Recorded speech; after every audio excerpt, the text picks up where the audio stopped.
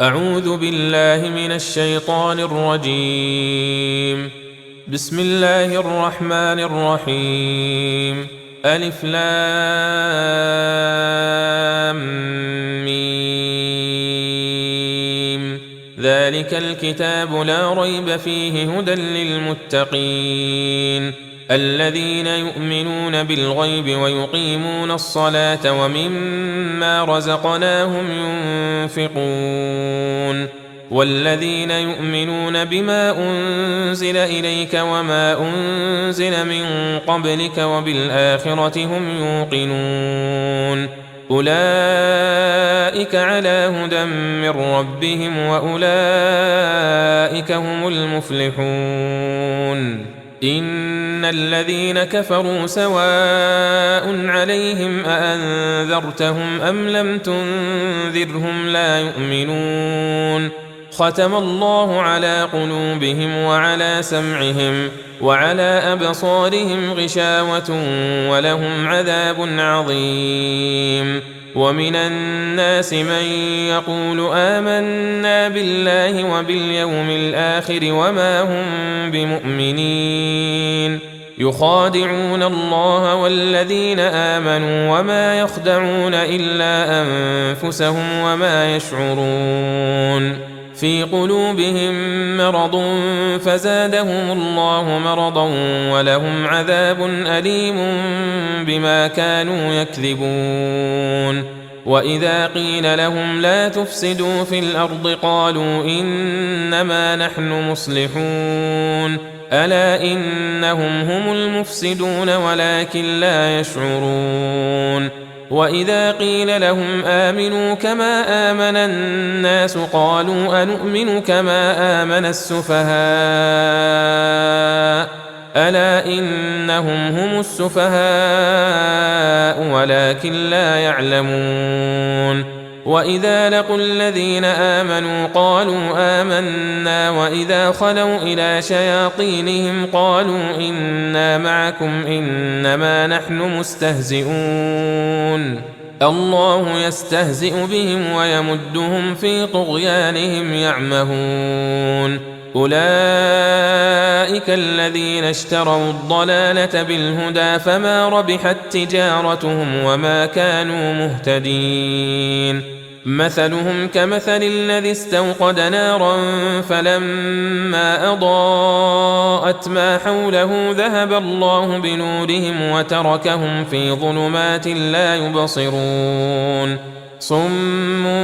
بكم عمي فهم لا يرجعون أو كصيب من السماء فيه ظلمات ورعد وبرق يجعلون أصابعهم في آذانهم من الصواعق حذر الموت والله محيط بالكافرين يكاد البرق يخطف أبصارهم كلما أضاء لهم مشوا فيه وإذا أظلم عليهم قاموا ولو شاء الله لذهب بسمعهم وأبصارهم إن الله على كل شيء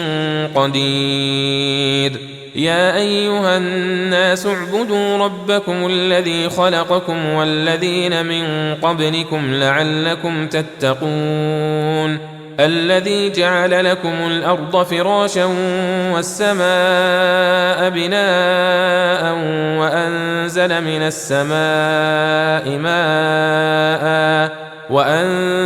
من السماء ماء فأخرج به من الثمرات رزقا لكم فلا تجعلوا لله أندادا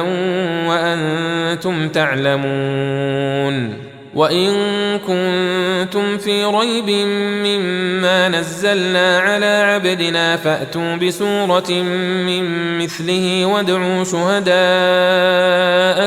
من دون الله إن كنتم صادقين فإن لم تفعلوا ولن تفعلوا فاتقوا النار التي وقودها الناس والحجارة أعدت للكافرين وبشر الذين آمنوا وعملوا الصالحات أن لهم جنات تجري من تحتها الأنهار كلما رزقوا منها من ثمرة رزقا قالوا هذا الذي رزقنا من قبل وأتوا به متشابها ولهم فيها أزواج مطهرة وهم فيها خالدون إن الله لا يستحيي أن يضرب مثلا ما بعوضة فما فوقها فأما الذين آمنوا فيعلمون أنه الحق من ربهم وأما الذين كفروا فيقولون ماذا أراد الله بهذا مثلا يضل به كثيرا ويهدي به كثيرا وما يضل به إلا الفاسقين الذين ينقضون عهد الله من بعد ميثاقه ويقطعون ما أمر الله به أن يوصل ويفسدون في الأرض أولئك هم الخاسرون كيف تكفرون بالله وكنتم أمواتا فأحياكم ثم يميتكم ثم يحييكم ثم إليه ترجعون هو الذي خلق لكم ما في الأرض جميعا ثم استوى إلى السماء فسواهن 7 سماوات وهو بكل شيء عليم وإذ قال ربك للملائكة إني جاعل في الأرض خليفة قالوا أتجعل فيها من يفسد فيها ويسفك الدماء ونحن نسبح بحمدك ونقدس لك قال إني أعلم ما لا تعلمون وعلم آدم الأسماء كلها ثم عرضهم على الملائكة فقال أنبئوني بأسماء هؤلاء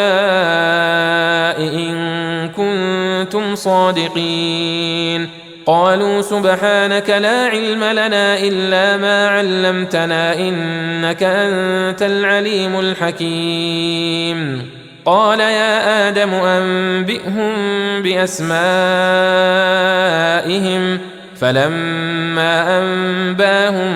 بأسمائهم قال ألم أقل لكم إني أعلم غيب السماوات والأرض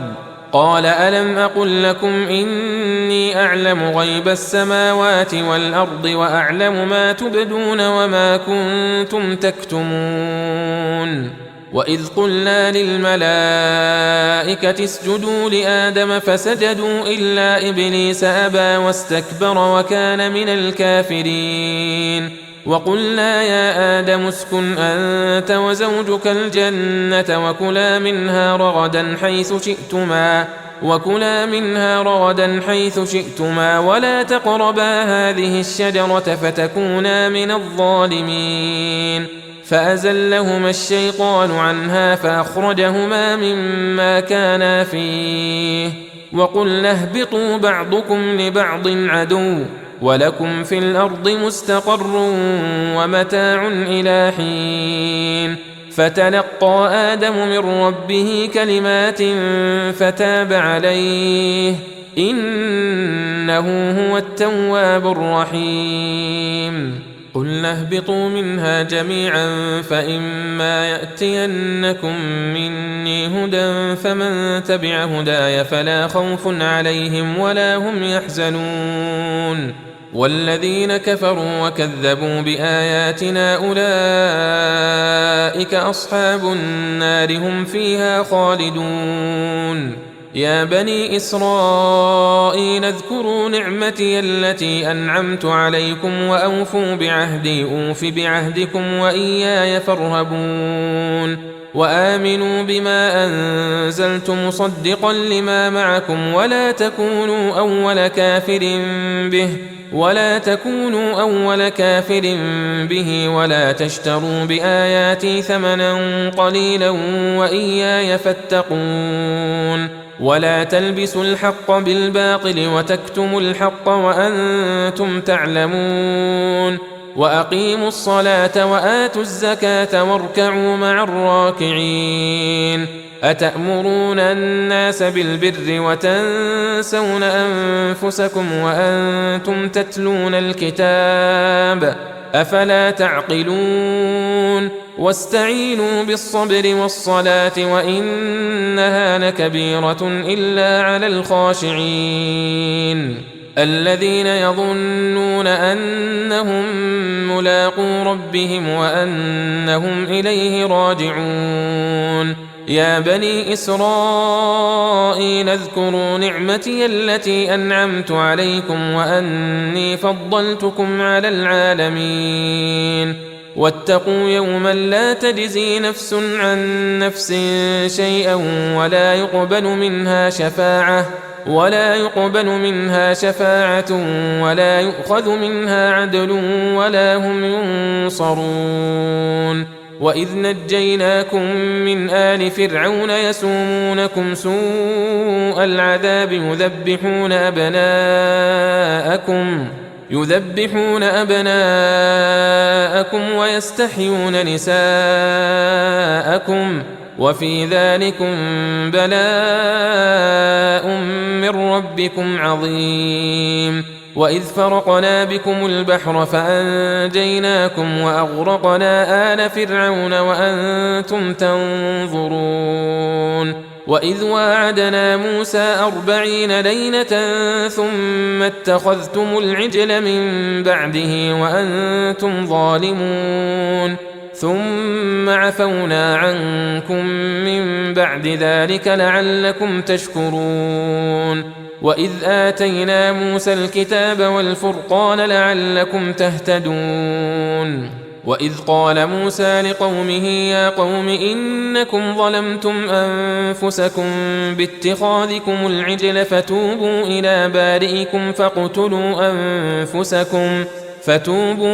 بارئكم فاقتلوا أنفسكم ذلكم خير لكم عند بارئكم فتاب عليكم إنه هو التواب الرحيم وإذ قلتم يا موسى لن نؤمن لك حتى نرى الله جهرة فأخذتكم الصاعقة وأنتم تنظرون ثم بعثناكم من بعد موتكم لعلكم تشكرون وظللنا عليكم الغمام وأنزلنا عليكم المن والسلوى كلوا من طيبات ما رزقناكم وما ظلمونا ولكن كانوا أنفسهم يظلمون وإذ قلنا ادخلوا هذه القرية فكلوا منها حيث شئتم رغدا وادخلوا الباب سجدا وقولوا حطة نغفر لكم خطاياكم وسنزيد المحسنين فبدل الذين ظلموا قولا غير الذي قيل لهم فأنزلنا على الذين ظلموا رجزا من السماء بما كانوا يفسقون وإذ استسقى موسى لقومه فقلنا اضرب بعصاك الحجر فانفجرت منه 12 عينا قد علم كل أناس مشربهم كلوا واشربوا من رزق الله ولا تعثوا في الأرض مفسدين وإذ قلتم يا موسى لن نصبر على طعام واحد فادع لنا ربك يخرج لنا مما تنبت الأرض من بقلها وقثائها وفومها وعدسها وبصلها قال أتستبدلون الذي هو أدنى بالذي هو خير اهبطوا مصرا فإن لكم ما سألتم وضربت عليهم الذلة والمسكنة وباءوا بغضب من الله ذلك بأنهم كانوا يكفرون بآيات الله ويقتلون النبيين بغير الحق ذلك بما عصوا وكانوا يعتدون إن الذين آمنوا والذين هادوا والنصارى والصابئين من آمن بالله واليوم الآخر وعمل صالحا فلهم أجرهم عند ربهم ولا خوف عليهم ولا هم يحزنون وإذ أخذنا ميثاقكم ورفعنا فوقكم الطور خذوا ما آتيناكم بقوة واذكروا ما فيه لعلكم تتقون ثم توليتم من بعد ذلك فلولا فضل الله عليكم ورحمته لكنتم من الخاسرين ولقد علمتم الذين اعتدوا منكم في السبت فقلنا لهم كونوا قردة خاسئين فجعلناها نكالا لما بين يديها وما خلفها وموعظة للمتقين وإذ قال موسى لقومه إن الله يأمركم أن تذبحوا بقرة قالوا أتتخذنا هزوا قال أعوذ بالله أن أكون من الجاهلين قالوا ادع لنا ربك يبين لنا ما هي قال إنه يقول إنها بقرة لا فارض ولا بكر عوان بين ذلك فافعلوا ما تؤمرون قالوا ادع لنا ربك يبين لنا ما لونها قال إنه يقول إنها بقرة صفراء فاقع لونها تسر الناظرين قالوا ادع لنا ربك يبين لنا ما هي إن البقرة شابه علينا وإنا إن شاء الله لمهتدون قال إنه يقول إنها بقرة لا ذلول تثير الأرض ولا تسقي الحرث مسلمة لا شية فيها قالوا الآن جئت بالحق فذبحوها وما كادوا يفعلون وإذ قتلتم نفسا فادارأتم فيها والله مخرج ما كنتم تكتمون فقلنا اضربوه ببعضها كذلك يحيي الله الموتى ويريكم آياته لعلكم تعقلون ثم قست قلوبكم من بعد ذلك فهي كالحجارة أو أشد قسوة وإن من الحجارة لما يتفجر منه الأنهار وإن منها لما يشقق فيخرج منه الماء وإن منها لما يهبط من خشية الله وما الله بغافل عما تعملون أفتطمعون أن يؤمنوا لكم وقد كان فريق منهم يسمعون كلام الله ثم يحرفونه من بعد ما عقلوه وهم يعلمون وإذا لقوا الذين آمنوا قالوا آمنا وإذا خلا بعضهم إلى بعض قالوا أتحدثونهم بما فتح الله عليكم ليحاجوكم به عند ربكم أفلا تعقلون أولا يعلمون أن الله يعلم ما يسرون وما يعلنون ومنهم أميون لا يعلمون الكتاب إلا أماني وإن هم إلا يظنون فويل للذين يكتبون الكتاب بأيديهم ثم يقولون هذا من عند الله ليشتروا به ثمنا قليلا فويل لهم مما كتبت أيديهم وويل لهم مما يكسبون وقالوا لن تمسنا النار إلا أياما معدودة قل أتخذتم عند الله عهدا فلن يخلف الله عهده أم تقولون على الله ما لا تعلمون بلى من كسب سيئة وأحاطت به خطيئته فأولئك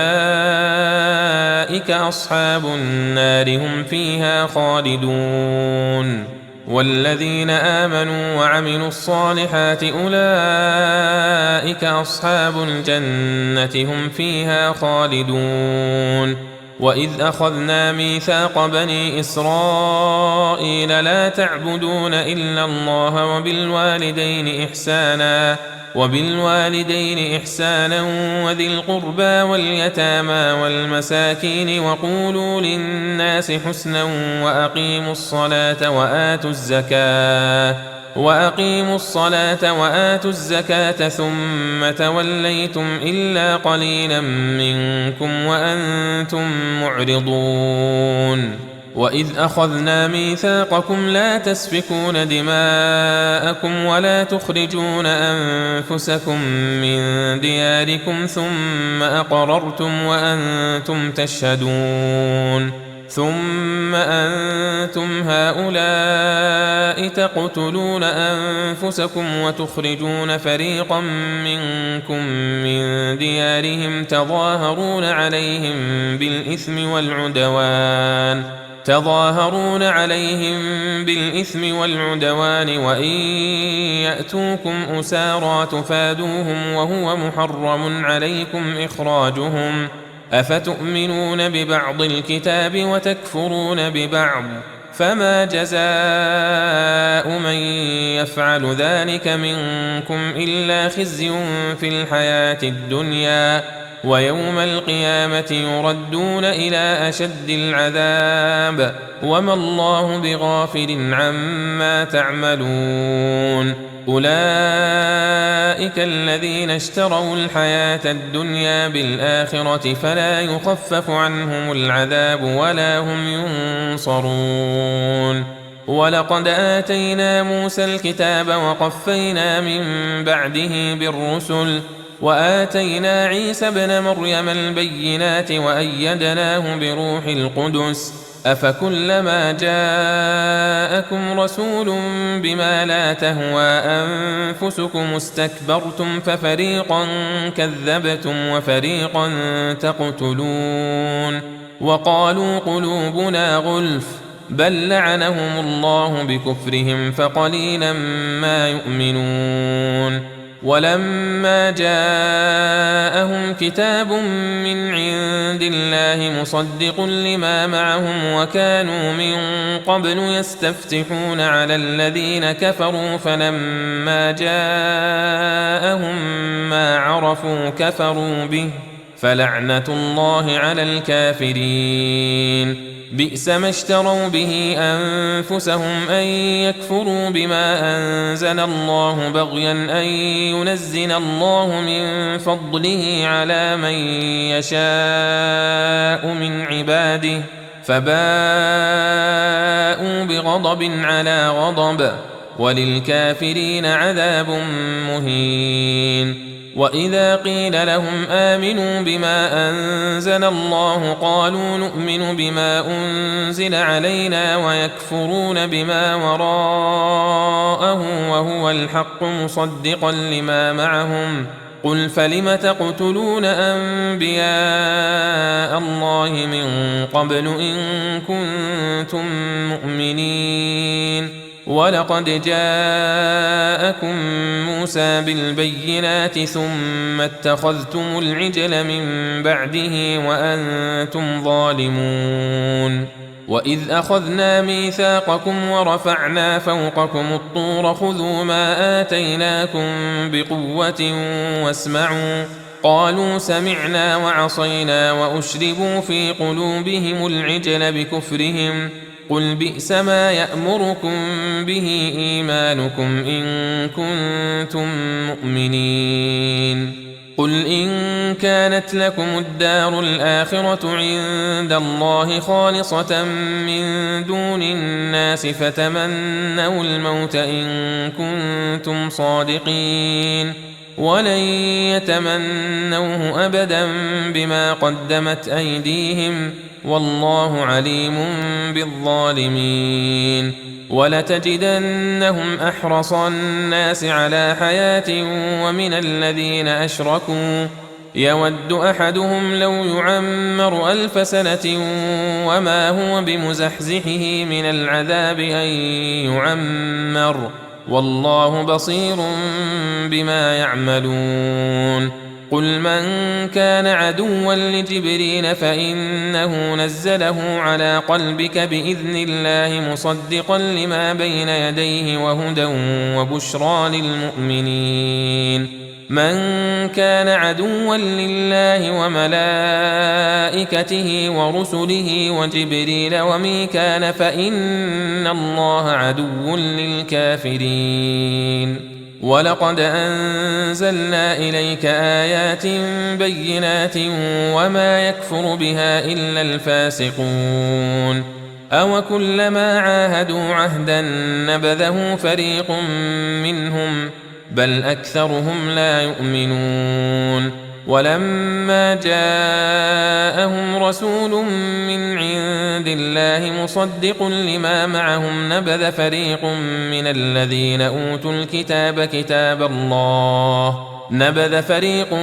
الذين أوتوا الكتاب كتاب الله وراء ظهورهم كأنهم لا يعلمون واتبعوا ما تتلو الشياطين على ملك سليمان وما كفر سليمان ولكن الشياطين كفروا يعلمون الناس السحر وما أنزل على الملكين ببابل هاروت وماروت وما يعلمان من أحد حتى يقولا إنما نحن فتنة فلا تكفر فيتعلمون منهما ما يفرقون به بين المرء وزوجه وما هم بضارين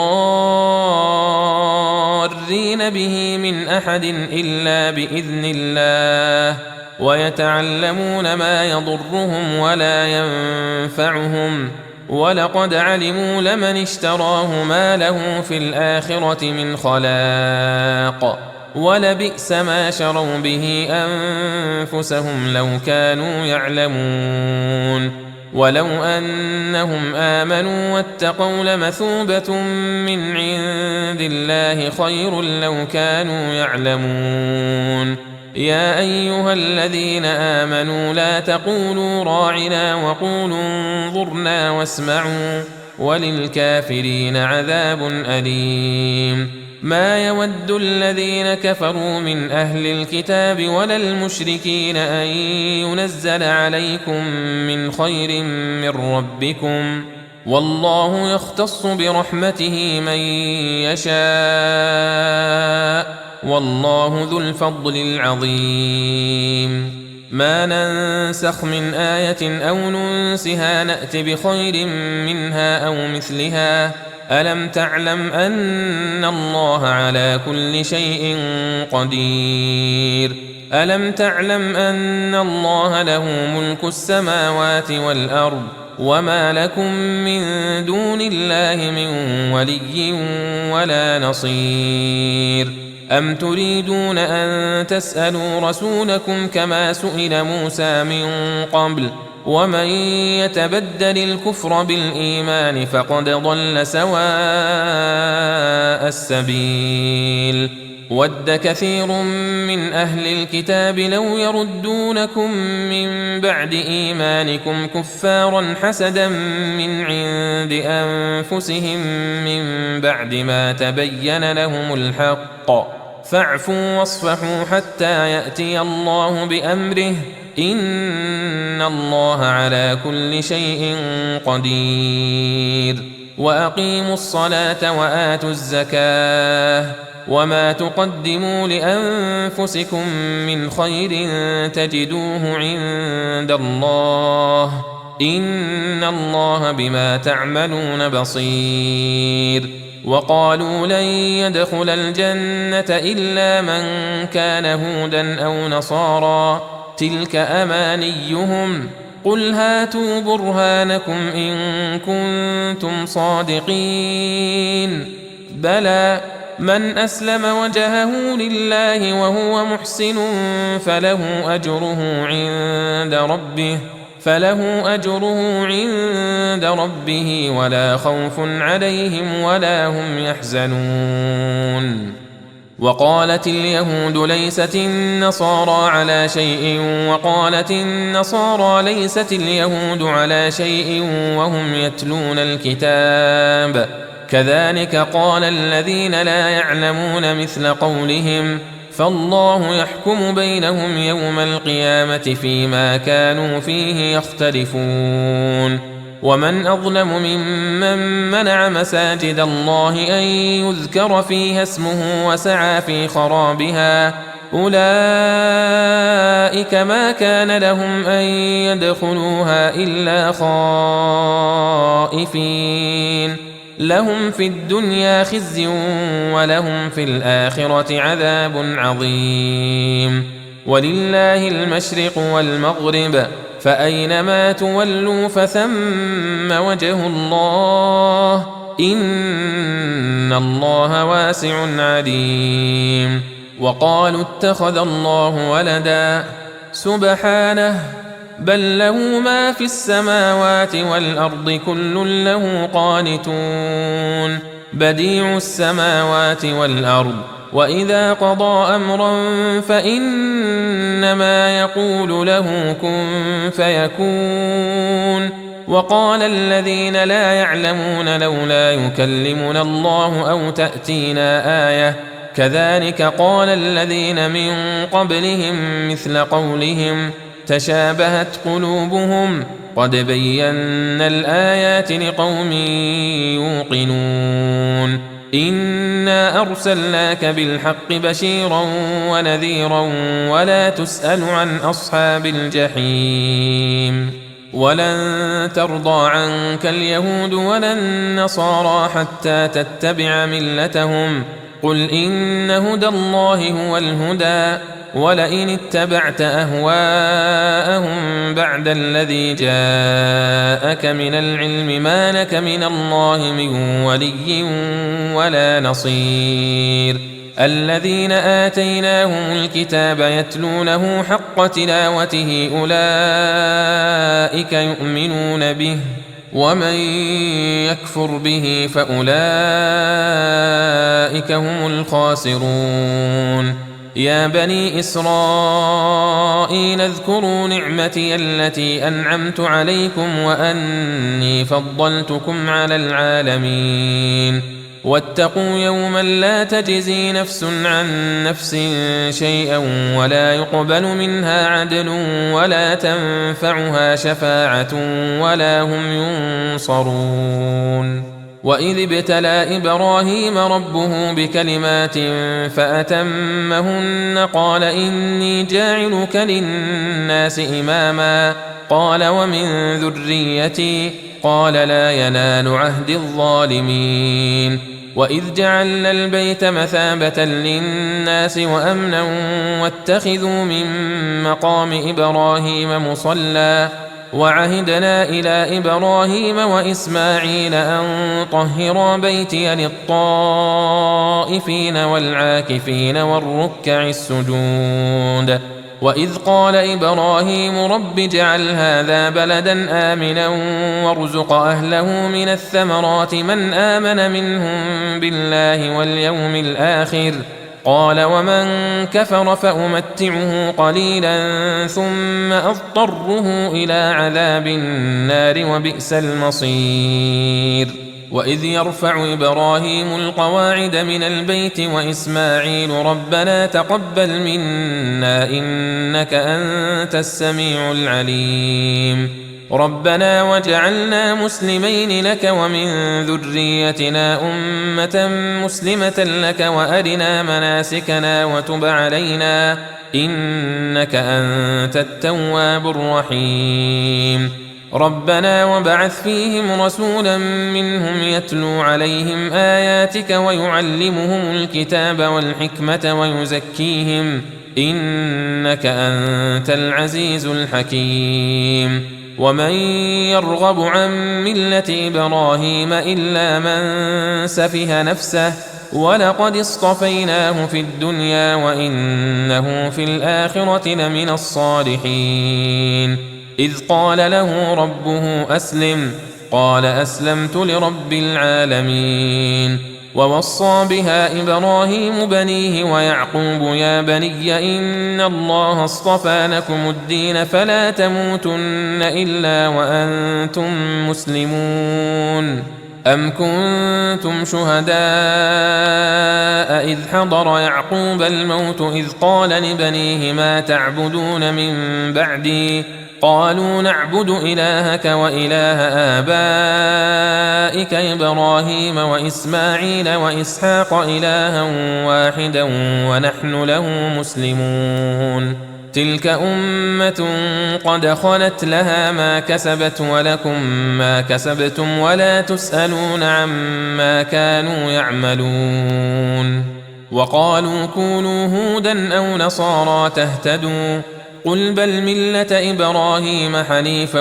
وما كان من المشركين قولوا آمنا بالله وما أنزل إلينا وما أنزل إلى إبراهيم وإسماعيل وإسحاق ويعقوب والأسباط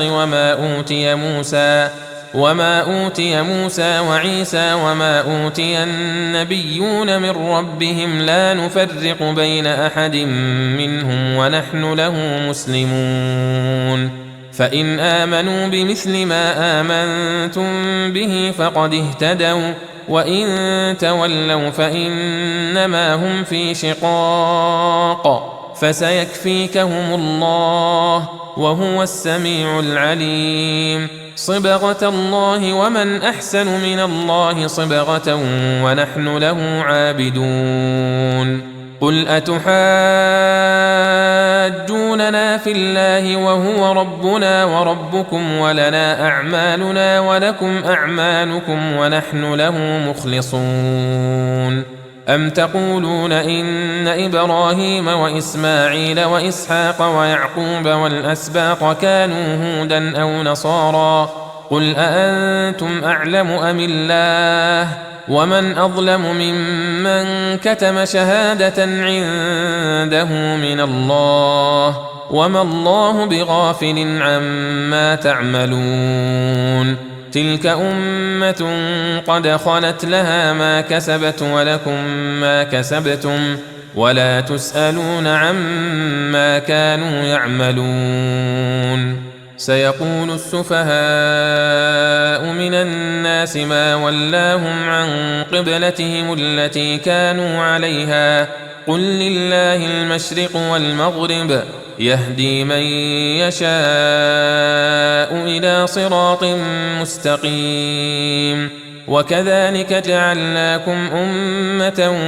وسطا لتكونوا شهداء على الناس ويكون الرسول عليكم شهيدا وما جعلنا القبلة التي كنت عليها إلا لنعلم من يتبع الرسول ممن ينقلب على عقبيه وإن كانت لكبيرة إلا على الذين هدى الله وما كان الله ليضيع إيمانكم إن الله بالناس لرءوف رحيم قد نرى تقلب وجهك في السماء فلنولينك قبلة ترضاها فول وجهك شطر المسجد الحرام وحيث ما كنتم فولوا وجوهكم شطره وإن الذين أوتوا الكتاب ليعلمون أنه الحق من ربهم وما الله بغافل عما يعملون ولئن أتيت الذين أوتوا الكتاب بكل آية ما تبعوا قبلتك وما أنت بتابع قبلتهم وما بعضهم بتابع قبلة بعض ولئن اتبعت أهواءهم من بعد ما جاءك من العلم إنك إذا لمن الظالمين الذين آتيناهم الكتاب يعرفونه كما يعرفون أبناءهم وإن فريقا منهم ليكتمون الحق وهم يعلمون الحق من ربك فلا تكونن من الممترين ولكل وجهة هو موليها فاستبقوا الخيرات أينما تكونوا يأت بكم الله جميعا إن الله على كل شيء قدير ومن حيث خرجت فول وجهك شطر المسجد الحرام وإنه للحق من ربك وما الله بغافل عما تعملون ومن حيث خرجت فول وجهك شطر المسجد الحرام وحيث ما كنتم فولوا وجوهكم شطره لئلا يكون للناس عليكم حجة إلا الذين ظلموا منهم فلا تخشوهم واخشوني ولأتم نعمتي عليكم ولعلكم تهتدون كما أرسلنا فيكم رسولا منكم يتلو عليكم آياتنا ويزكيكم ويعلمكم الكتاب والحكمة ويعلمكم ما لم تكونوا تعلمون فاذكروني أذكركم واشكروا لي ولا تكفرون يا أيها الذين آمنوا استعينوا بالصبر والصلاة إن الله مع الصابرين ولا تقولوا لمن يقتل في سبيل الله أموات بل أحياء ولكن لا تشعرون ولنبلونكم بشيء من الخوف والجوع ونقص من الأموال والأنفس والثمرات وبشر الصابرين الذين إذا أصابتهم مصيبة قالوا إنا لله وإنا إليه راجعون أولئك عليهم صلوات من ربهم ورحمة وأولئك هم المهتدون إن الصفا والمروة من شعائر الله فمن حج البيت أو اعتمر فلا جناح عليه أن يطوف بهما ومن تطوع خيرا فإن الله شاكر عليم إن الذين يكتمون ما أنزلنا من البينات والهدى من بعد ما بيناه للناس في الكتاب أولئك يلعنهم الله ويلعنهم اللاعنون إلا الذين تابوا وأصلحوا وبينوا فأولئك أتوب عليهم وأنا التواب الرحيم إن الذين كفروا وماتوا وهم كفار أولئك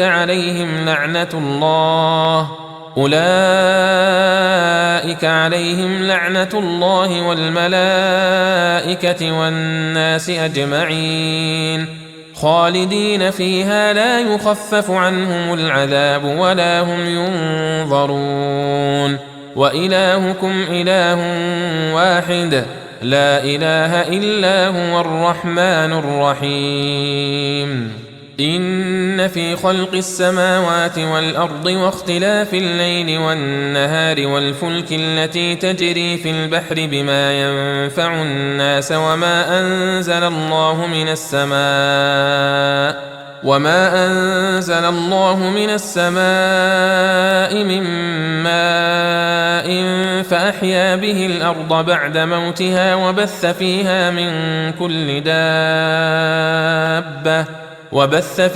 من كل دابة وتصريف الرياح والسحاب المسخر بين السماء والأرض لآيات لقوم يعقلون ومن الناس من يتخذ من دون الله أندادا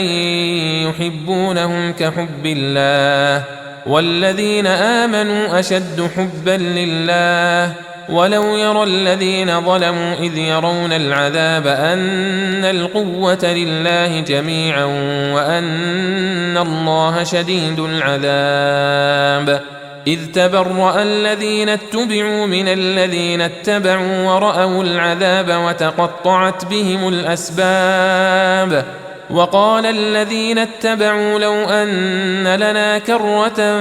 فنتبرأ منهم كما تبرأوا منا كذلك يريهم الله أعمالهم حسرات عليهم وما هم بخارجين من النار. يا أيها الناس كلوا مما في الأرض حلالا طيبا ولا تتبعوا خطوات الشيطان إنه لكم عدو مبين. إنما يأمركم بالسوء والفحشاء وأن تقولوا على الله ما لا تعلمون. وإذا قيل لهم اتبعوا ما أنزل الله قالوا بل نتبع ما ألفينا عليه آباءنا أولو كان آباؤهم لا يعقلون شيئا ولا يهتدون. ومثل الذين كفروا كمثل الذي ينعق بما لا يسمع إلا دعاء ونداء صم بكم عمي فهم لا يعقلون. يا أيها الذين آمنوا كلوا من طيبات ما رزقناكم واشكروا لله إن كنتم إياه تعبدون. إنما حرم عليكم الميتة والدم ولحم الخنزير وما أهل به لغير الله فمن اضطر غير باغ ولا عاد فلا إثم عليه إن الله غفور رحيم. إن الذين يكتمون ما أنزل الله من الكتاب ويشترون به ثمنا قليلا أولئك ما يأكلون في بطونهم إلا النار ولا يكلمهم الله يوم القيامة ولا يزكيهم ولهم عذاب أليم. أولئك الذين اشتروا الضلالة بالهدى والعذاب بالمغفرة فما أصبرهم على النار ذلك بأن الله نزل الكتاب بالحق وإن الذين اختلفوا في الكتاب لفي شقاق بعيد. ليس البر أن تولوا وجوهكم قبل المشرق والمغرب ولكن البر من آمن بالله واليوم الآخر والملائكة والكتاب والنبيين وآتى المال على حبه ذوي القربى واليتامى والمساكين وابن السبيل والسائلين وفي الرقاب وأقام الصلاة وآتى الزكاة والموفون بعهدهم إذا عاهدوا والصابرين في البأساء والضراء وحين البأس أولئك الذين صدقوا وأولئك هم المتقون. يا أيها الذين آمنوا كتب عليكم القصاص في القتلى الحر بالحر والعبد بالعبد والأنثى بالأنثى فمن عفي له من أخيه شيء فاتباع بالمعروف وأداء إليه بإحسان ذلك تخفيف من ربكم ورحمة فمن اعتدى بعد ذلك فله عذاب أليم. ولكم في القصاص حياة يا أولي الألباب لعلكم تتقون. كتب عليكم إذا حضر أحدكم الموت إن ترك خيرا الوصية للوالدين والأقربين بالمعروف حقا على المتقين فمن بدله بعدما سمعه فإنما إثمه على الذين يبدلونه إن الله سميع عليم. فمن خاف من موص جنفا أو إثما فأصلح بينهم فلا إثم عليه إن الله غفور رحيم. يا أيها الذين آمنوا كتب عليكم الصيام كما كتب على الذين من قبلكم لعلكم تتقون أياما معدودات. فمن كان منكم مريضا أو على سفر فعدة من أيام أخر، وعلى الذين يطيقونه فدية طعام مسكين، فمن تطوع خيرا فهو خير له، وأن تصوموا خير لكم إن كنتم تعلمون. شهر رمضان الذي أنزل فيه القرآن هدى للناس وبينات من الهدى والفرقان، فمن شهد منكم الشهر فليصمه، ومن كان مريضا أو على سفر فعدة من أيام أخر، يريد الله بكم اليسر ولا يريد بكم العسر ولتكملوا العدة ولتكبروا الله على ما هداكم ولعلكم تشكرون. وإذا سألك عبادي عني فإني قريب أجيب دعوة الداع إذا دعان، فليستجيبوا لي وليؤمنوا بي لعلهم يرشدون. أحل لكم ليلة الصيام الرفث إلى نسائكم هن لباس لكم وأنتم لباس لهن، علم الله أنكم كنتم تختانون أنفسكم فتاب عليكم وعفى عنكم، فالآن باشروهن وابتغوا ما كتب الله لكم، وكلوا واشربوا حتى يتبين لكم الخيط الأبيض من الخيط الأسود من الفجر، ثم أتموا الصيام إلى الليل، ولا تباشروهن وأنتم عاكفون في المساجد، تلك حدود الله فلا تقربوها، كذلك يبين الله آياته للناس لعلهم يتقون. ولا تأكلوا أموالكم بينكم بالباطل وتدلوا بها إلى الحكام لتأكلوا فريقا من أموال الناس بالإثم وأنتم تعلمون. يسألونك عن الأهلة قل هي مواقيت للناس والحج، وليس البر بأن تأتوا البيوت من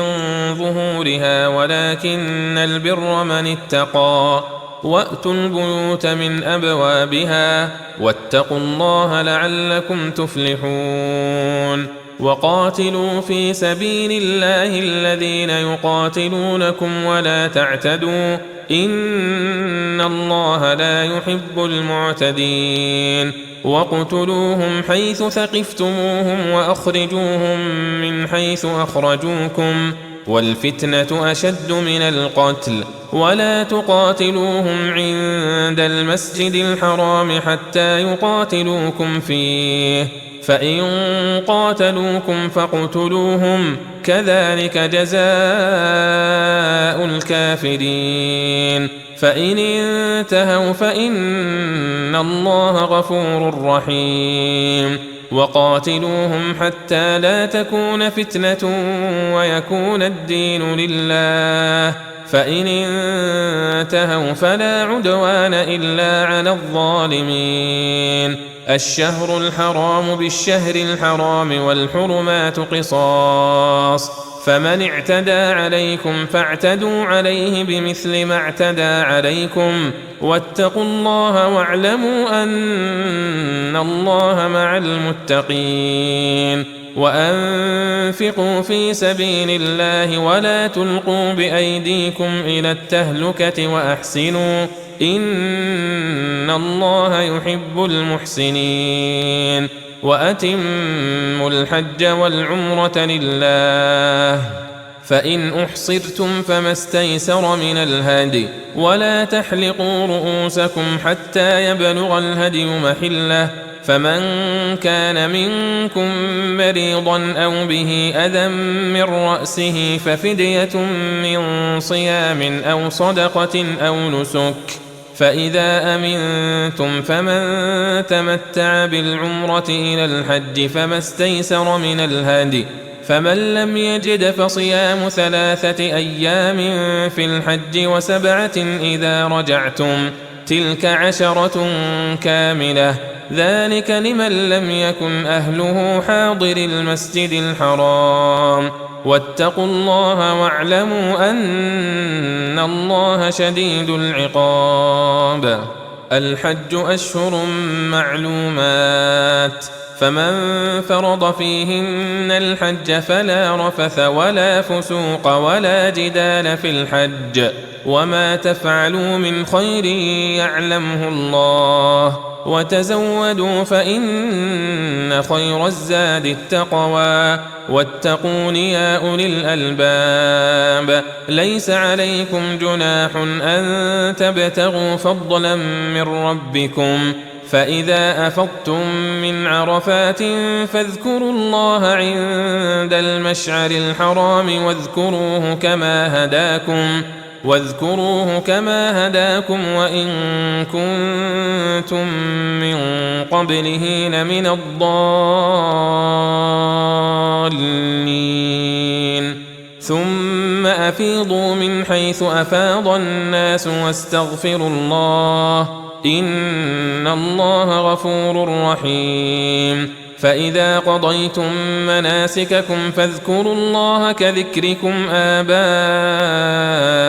أو أشد ذكرا. فمن الناس من يقول ربنا آتنا في الدنيا وما له في الآخرة من خلاق ومنهم من يقول ربنا آتنا في الدنيا حسنة وفي الآخرة حسنة وقنا عذاب النار. أولئك لهم نصيب مما كسبوا والله سريع الحساب. واذكروا الله في أيام معدودات فمن تعجل في يومين فلا إثم عليه ومن تأخر فلا إثم عليه لمن اتقى واتقوا الله واعلموا أنكم إليه تحشرون. ومن الناس من يعجبك قوله في الحياة الدنيا ويشهد الله على ما في قلبه وهو ألد الخصام وإذا تولى سعى في الأرض ليفسد فيها ويهلك الحرث والنسل والله لا يحب الفساد. وإذا قيل له اتق الله أخذته العزة بالإثم فحسبه جهنم ولبئس المهاد. ومن الناس من يشري نفسه ابتغاء مرضات الله والله رؤوف بالعباد. يا أيها الذين آمنوا ادخلوا في السلم كافة ولا تتبعوا خطوات الشيطان إنه لكم عدو مبين. فإن زللتم من بعد ما جاءتكم البينات فاعلموا أن الله عزيز حكيم. هل ينظرون إلا أن يأتيهم الله في ظلل من الغمام والملائكة وقضي الأمر وإلى الله ترجع الأمور. سل بني إسرائيل كم آتيناهم من آية بينة ومن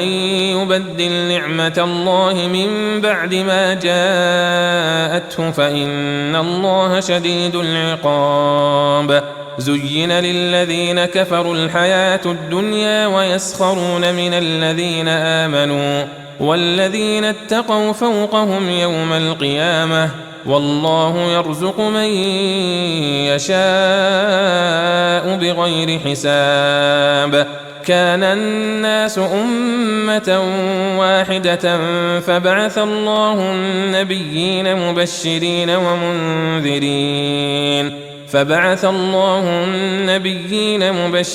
ومنذرين وأنزل معهم الكتاب بالحق ليحكم بين الناس فيما اختلفوا فيه وما اختلف فيه إلا الذين أوتوه من بعد ما جاءتهم البينات بغيا بينهم فهدى الله الذين آمنوا لما اختلفوا فيه من الحق بإذنه والله يهدي من يشاء إلى صراط مستقيم. أم حسبتم أن تدخلوا الجنة ولما يأتكم مثل الذين خلوا من قبلكم مستهم البأساء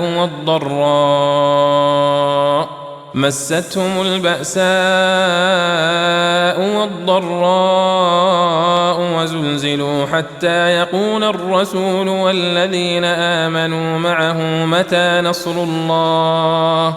ألا إن نصر الله قريب. يسألونك ماذا ينفقون قل ما أنفقتم من خير فللوالدين والأقربين واليتامى والمساكين وابن السبيل وما تفعلوا من خير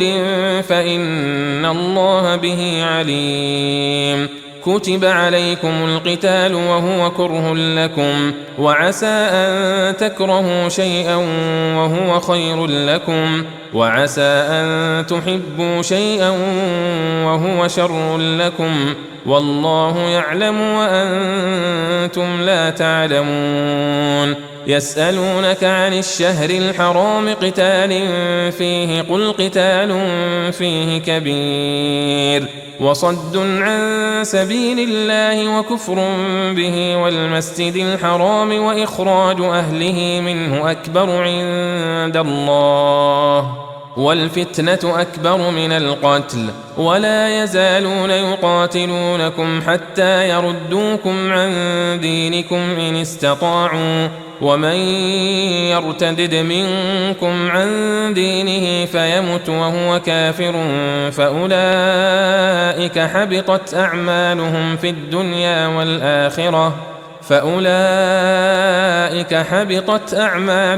الدنيا والآخرة وأولئك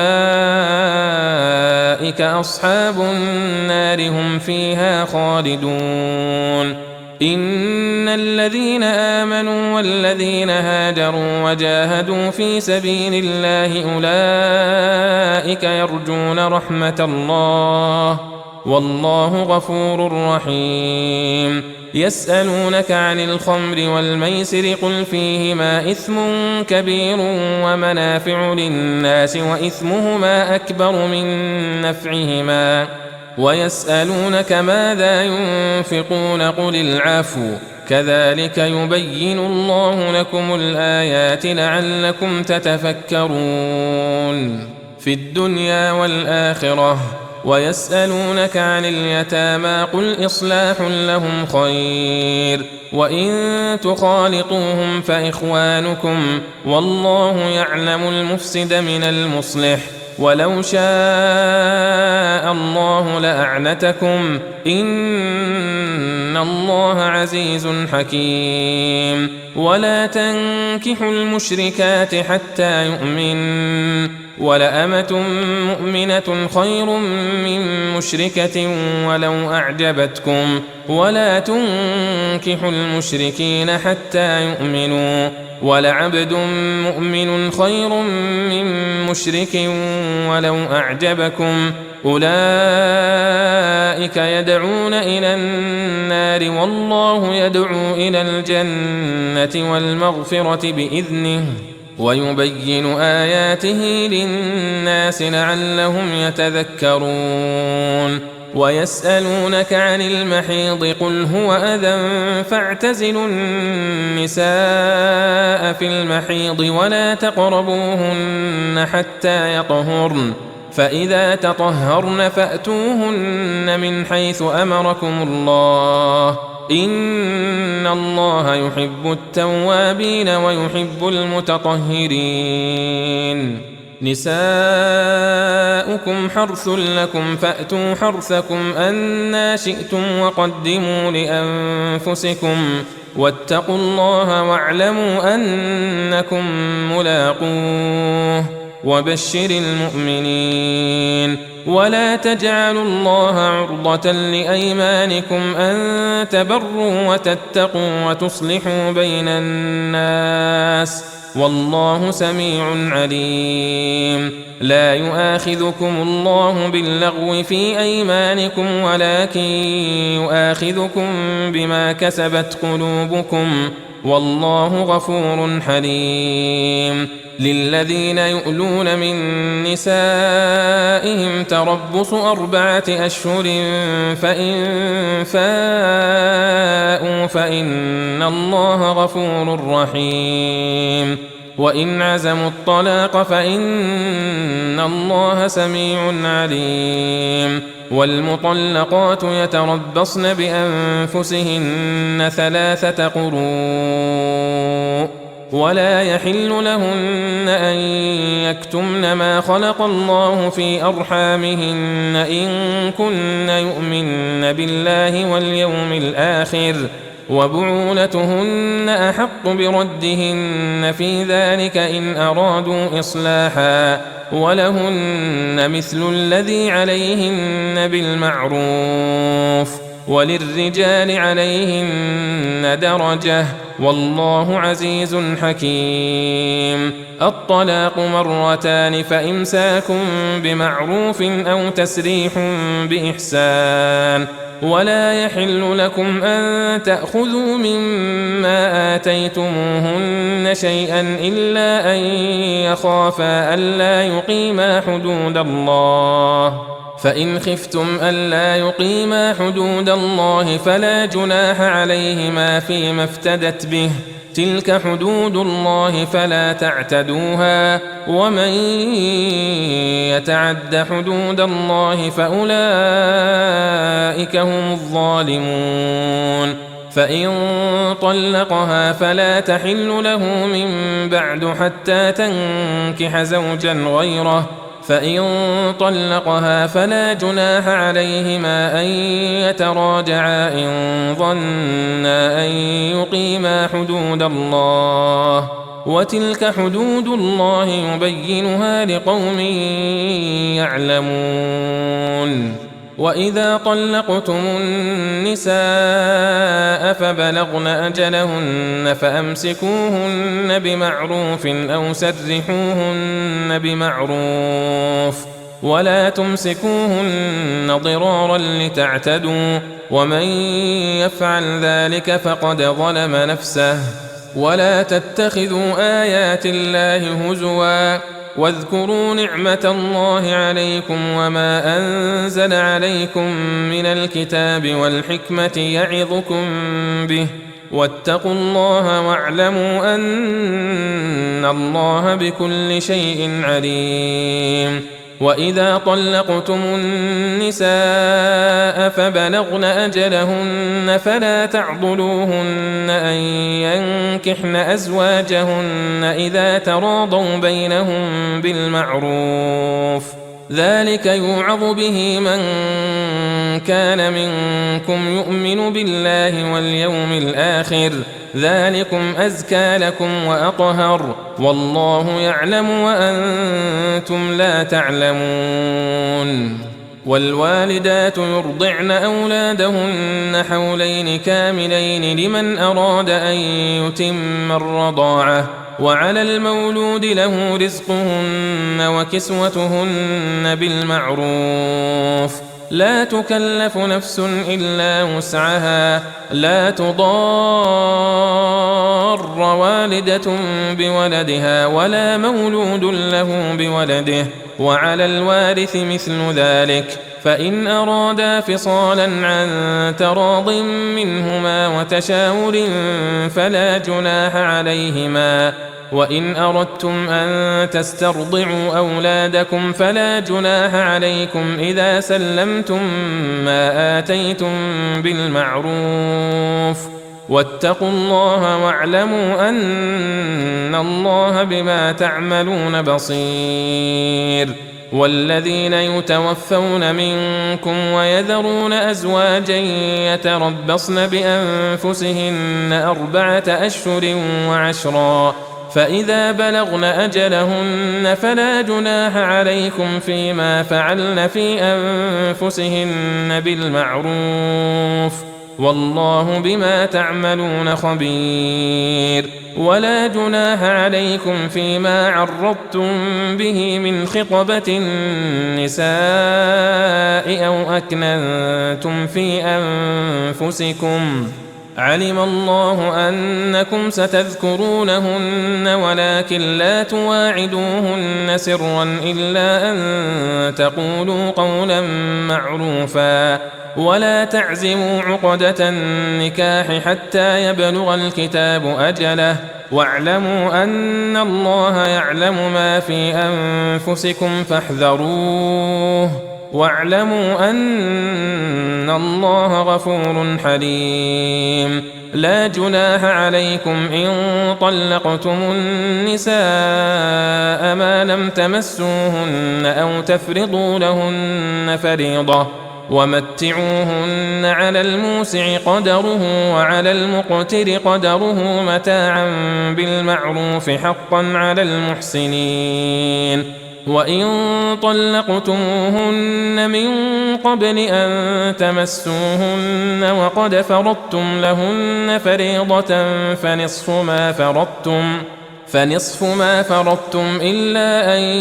يعفون أو يعفو الذي بيده عقدة النكاح وأن تعفوا أقرب للتقوى ولا تنسوا الفضل بينكم إن الله بما تعملون بصير حافظوا على الصلوات والصلاة الوسطى وقوموا لله قانتين فإن خفتم فرجالا أو ركبانا فإذا أمنتم فاذكروا الله كما علمكم ما لم تكونوا تعلمون والذين يتوفون منكم ويذرون أزواجا وصية لأزواجهم متاعا إلى الحول غير إخراج فإن خرجن فلا جناح عليكم فيما فعلن في أنفسهن من معروف والله عزيز حكيم وللمطلقات متاع بالمعروف حقا على المتقين كذلك يبين الله لكم آياته لعلكم تعقلون ألم تر إلى الذين خرجوا من ديارهم وهم ألوف حذر الموت فقال لهم الله موتوا ثم أحياهم إن الله لذو فضل على الناس ولكن أكثر الناس لا يشكرون وقاتلوا في سبيل الله واعلموا أن الله سميع عليم من ذا الذي يقرض الله قرضا حسنا فيضاعفه له أضعافا كثيرة والله يقبض ويبسط وإليه ترجعون ألم تر إلى الملأ من بني إسرائيل من بعد موسى إذ قالوا لنبي له بعث لنا ملكا نقاتل في سبيل الله قال هل عسيتم إن كتب عليكم القتال ألا تقاتلوا قالوا وما لنا ألا نقاتل في سبيل الله وقد أخرجنا من ديارنا وأبنائنا فلما كتب عليهم القتال تولوا إلا قليلا منهم والله عليم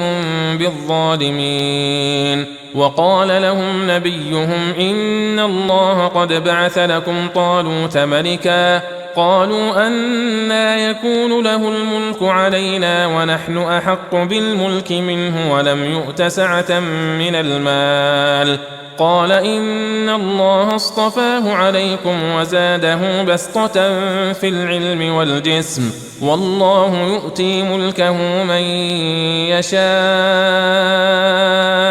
والله واسع عليم وقال لهم نبيهم إن آية ملكه أن يأتيكم التابوت فيه سكينة من ربكم وبقية مما ترك آل موسى وبقية مما ترك آل موسى وآل هارون تحمله الملائكة إن في ذلك لآية لكم إن كنتم مؤمنين فلما فصل طالوت بالجنود قال إن الله مبتليكم بنهر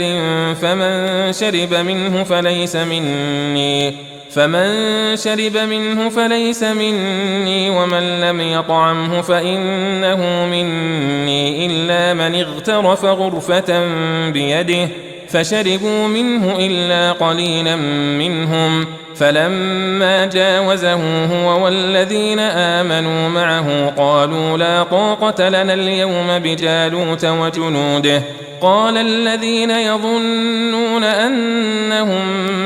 ملاقوا الله كم من فئة قليلة غلبت فئة كثيرة بإذن الله والله مع الصابرين ولما برزوا لجالوت وجنوده قالوا ربنا أفرغ علينا صبرا وثبت أقدامنا وانصرنا على القوم الكافرين فهزموهم بإذن الله وقتل داود جالوت وآتاه الله الملك والحكمة وعلمه مما يشاء ولولا دفع الله الناس بعضهم ببعض لفسدت الأرض ولكن الله ذو فضل على العالمين تلك آيات الله نتلوها عليك بالحق وإنك لمن المرسلين تلك الرسل فضلنا بعضهم على بعض منهم من كلم الله ورفع بعضهم درجات وآتينا عيسى ابن مريم البينات وأيدناه بروح القدس ولو شاء الله ما اقتتل الذين من بعدهم من بعد ما جاءتهم البينات ولكن اختلفوا فمنهم من آمن ومنهم من كفر ولو شاء الله ما اقتتلوا ولكن الله يفعل ما يريد يا أيها الذين آمنوا أنفقوا مما رزقناكم من قبل أن يأتي يوم لا بيع فيه ولا خلة ولا شفاعة والكافرون هم الظالمون الله لا إله إلا هو الحي القيوم لا تأخذه سنة ولا نوم له ما في السماوات وما في الأرض من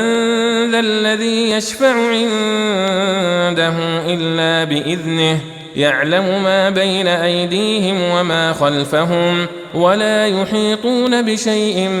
من علمه إلا بما شاء وسع كرسيه السماوات والأرض ولا يؤوده حفظهما وهو العلي العظيم لا إكراه في الدين قد تبين الرشد من الغي فمن يكفر بالطاغوت ويؤمن بالله فقد استمسك بالعروة الوثقى لا انفصام لها والله سميع عليم الله ولي الذين آمنوا يخرجهم من الظلمات إلى النور والذين كفروا أولياؤهم الطاغوت يخرجونهم من النور إلى الظلمات أولئك أصحاب النار هم فيها خالدون ألم تر إلى الذي حاج إبراهيم في ربه أن آتاه الله الملك إذ قال إبراهيم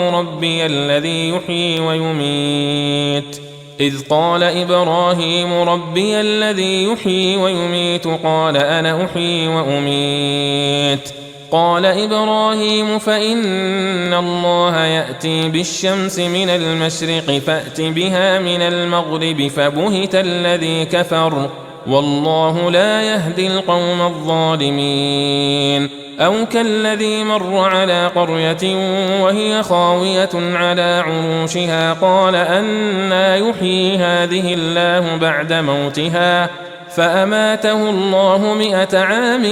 ثم بعثه قال كم لبثت قال لبثت يوما أو بعض يوم قال بل لبثت 100 عام فانظر إلى طعامك وشرابك لم يتسنه وانظر إلى حمارك ولنجعلك آية للناس وانظر إلى العظام كيف ننشزها ثم نكسوها لحما فلما تبين له قال أعلم أن الله على كل شيء قدير. وإذ قال إبراهيم رب أرني كيف تحيي الموتى قال أولم تؤمن قال بلى ولكن ليطمئن قلبي قال فخذ 4 من الطير فصرهن إليك ثم اجعل على كل جبل منهن جزءا ثم ادعهن يأتينك سعيا واعلم أن الله عزيز حكيم. مثل الذين ينفقون أموالهم في سبيل الله كمثل حبة أنبتت 7 سنابل في كل سنبلة 100 حبة والله يضاعف لمن يشاء والله واسع عليم. الذين ينفقون أموالهم في سبيل الله ثم لا يتبعون ما أنفقوا منا ولا أذى لهم أجرهم عند ربهم ولا خوف عليهم ولا هم يحزنون. قول معروف ومغفرة خير من صدقة يتبعها أذى والله غني حليم. يا أيها الذين آمنوا لا تبطلوا صدقاتكم بالمن والأذى كالذي ينفق ماله رئاء الناس ولا يؤمن بالله واليوم الآخر فمثله كمثل صفوان عليه تراب فأصابه وابل فتركه صلدا لا يقدرون على شيء مما كسبوا والله لا يهدي القوم الكافرين. ومثل الذين ينفقون أموالهم ابتغاء مرضات الله وتثبيتا من أنفسهم كمثل جنة بربوة أصابها وابل فآتت أكلها ضعفين فإن لم يصبها وابل فطل والله بما تعملون بصير. أيود أحدكم أن تكون له جنة من نخيل وأعناب تجري من تحتها الأنهار له فيها من كل الثمرات وأصابه الكبر وله ذرية ضعفاء فأصابها إعصار فيه نار فاحترقت كذلك يبين الله لكم الآيات لعلكم تتفكرون. يا أيها الذين آمنوا أنفقوا من طيبات ما كسبتم ومما أخرجنا لكم من الأرض ولا تيمموا الخبيث منه تنفقون ولستم بآخذيه إلا أن تغمضوا فيه واعلموا أن الله غني حميد. الشيطان يعدكم الفقر ويأمركم بالفحشاء والله يعدكم مغفرة منه وفضلا والله واسع عليم. يؤتي الحكمة من يشاء ومن يؤت الحكمة فقد أوتي خيرا كثيرا وما يذكر إلا أولو الألباب وما أنفقتم من نفقة أو نذرتم من نذر فإن الله يعلمه وما للظالمين من أنصار إن تبدوا الصدقات فنعما هي وإن تخفوها وتؤتوها الفقراء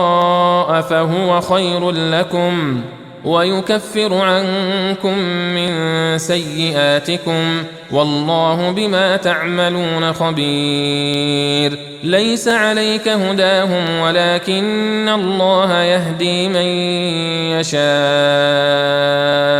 وما تنفقوا من خير فلأنفسكم وما تنفقون إلا ابتغاء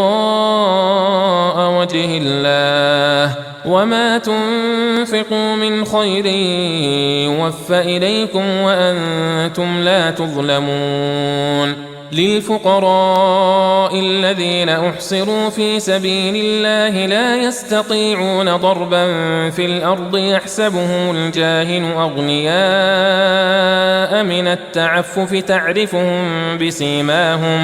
تعرفهم بسيماهم لا يسألون الناس إلحافا وما تنفقوا من خير فإن الله به عليم الذين ينفقون أموالهم بالليل والنهار سرا وعلانية فلهم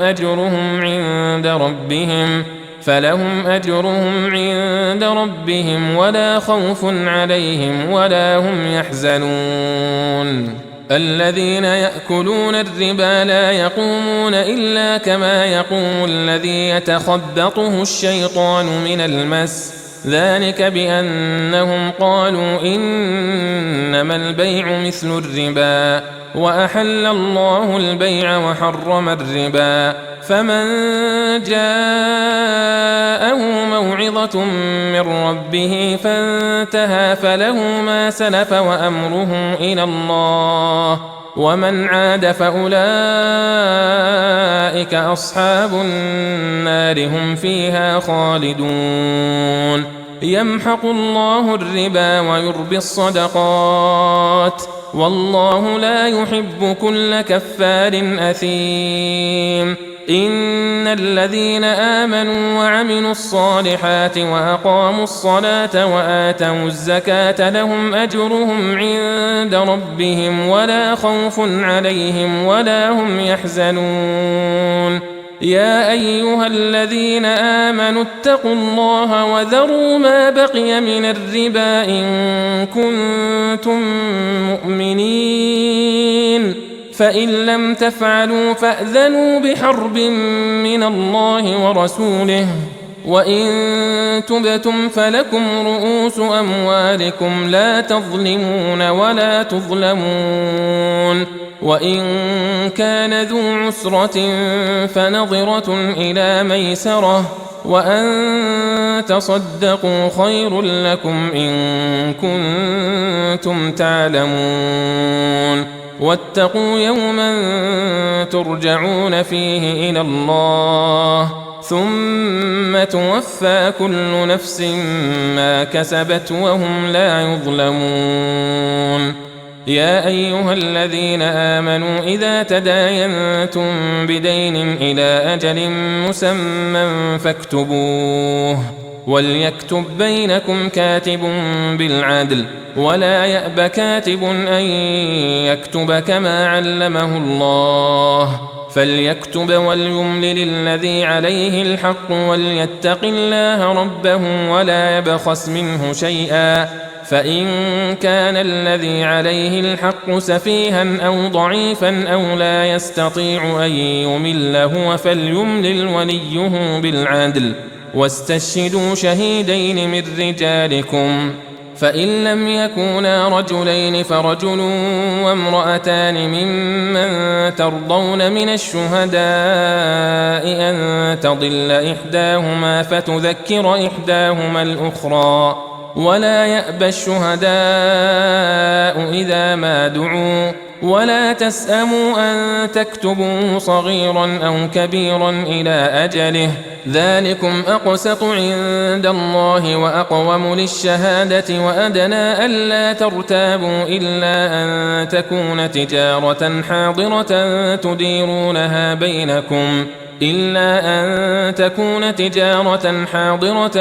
تديرونها بينكم فليس عليكم جناح ألا تكتبوها وأشهدوا إذا تبايعتم ولا يضار كاتب ولا شهيد وإن تفعلوا فإنه فسوق بكم واتقوا الله ويعلمكم الله والله بكل شيء عليم وإن كنتم على سفر ولم تجدوا كاتبا فرهان مقبوضة فإن أمن بعضكم بعضا فليؤد الذي ائتمن أمانته وليتق الله ربه ولا تكتموا الشهادة ومن يكتمها فإنه آثم قلبه والله بما تعملون عليم لله ما في السماوات وما في الأرض وإن تبدوا ما في أنفسكم أو تخفوه يحاسبكم به الله فيغفر لمن يشاء ويعذب من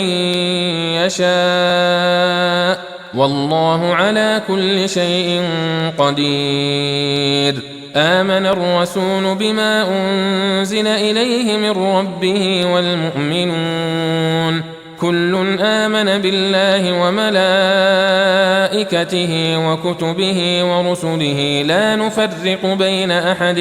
من رسله وقالوا سمعنا وأطعنا غفرانك ربنا وإليك المصير لا يكلف الله نفسا إلا وسعها لها ما كسبت وعليها ما اكتسبت ربنا لا تؤاخذنا إن نسينا أو أخطأنا ربنا ولا تحمل علينا إصرا